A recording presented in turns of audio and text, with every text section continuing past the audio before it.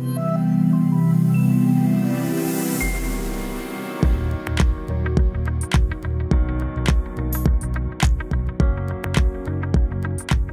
avons à peu près 2700 étudiants inscrits dans l'école et nous fonctionnons sur 3 sites en région parisienne, à Troyes et à Montpellier.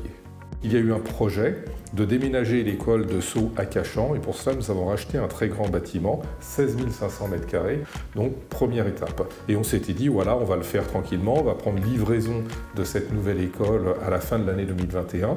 Et puis le Covid est arrivé, la crise du Covid est arrivée. La réflexion a été extrêmement rapide. Finalement, on s'est dit que tous les moyens qu'on envisageait de mettre en place à Cachan, dans 1, 2, 3 ans, de façon très progressive, eh bien on allait l'anticiper, on allait le faire le plus vite possible et finalement ça s'est fait en 3 mois.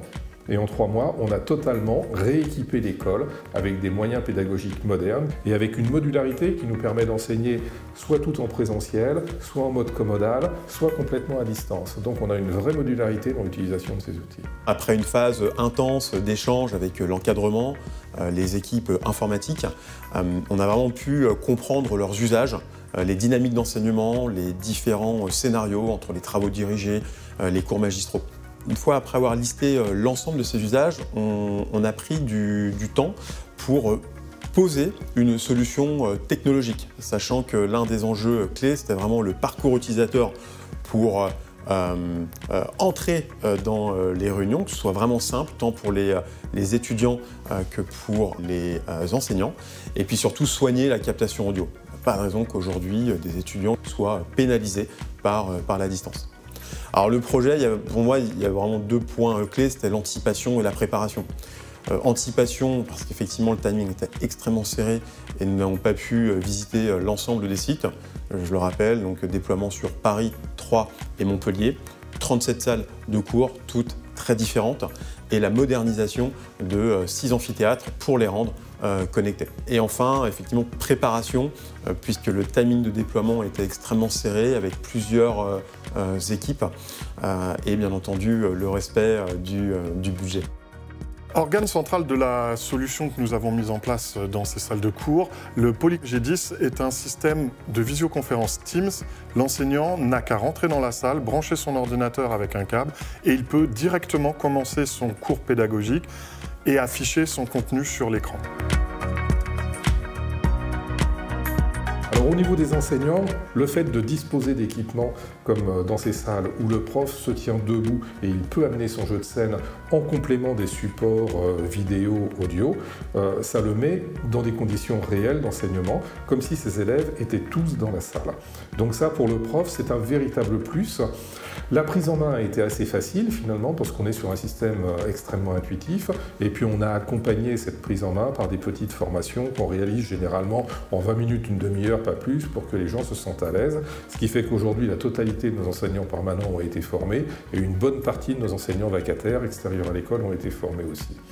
Donc du côté du retour enseignant, le retour est extrêmement positif et les gens apprécient et ils comprennent pourquoi il faut venir à l'école pour enseigner, même si les élèves ne sont pas tous physiquement présents à l'école. Cette première caméra est destinée à filmer le tableau blanc et donc les notes de l'enseignant. Nous avons choisi la caméra Jabra pour plusieurs raisons. La première, c'est qu'elle permettait d'avoir un champ complet sur l'espace du professeur. Et donc, le professeur pouvait être le plus naturel possible, ne pas avoir à calquer son cours par rapport à la position de la caméra. Pour les élèves en présentiel, nous avons mis en place cet écran 75 pouces qui permet au professeur d'afficher son support de cours. Pour la prise de son, nous avons choisi une dalle plafond de la gamme MXA chez Shure qui a comme premier avantage, c'est de pouvoir prendre l'ensemble des participants dans la salle sans les encombrer d'un micro-main ou d'un micro-cravate. Le deuxième gros avantage de la dalle MXA, c'est que nous pouvons régler des cônes de prise de son et ce qui nous permet d'évacuer les sons extérieurs et d'évacuer tous les bruits d'impact qui peuvent être faits sur les tables en relevant les cônes et en ne prenant que la voix des participants. Nous avons, pour cette solution, mis 3 cônes spécifiques pour la partie professeur qui permettent de prioriser le son du professeur sur le son des élèves dans la salle. Pour conclure, ce projet, pour nous, c'était beaucoup de plaisir. Plaisir de rencontrer un client passionné et passionnant sur une thématique avec de forts enjeux, Et puis plaisir parce que ce projet résonne chez DEIA au sein des équipes techniques, puisqu'on est convaincu que les solutions, les technologies que nous déployons chez nos clients permettent de libérer les énergies, permettent de faire rapprocher les personnes. C'est vrai qu'en ce moment, on en a besoin. Et enfin, je remercie particulièrement l'EPF pour sa confiance et l'ensemble des équipes techniques DEIA pour leur implication et leur énergie tout au long du projet. Et au niveau des élèves, ça a radicalement changé les choses. Pour un élève, l'enseignement à distance est extrêmement compliqué. Il faut maintenir son attention sur un petit écran.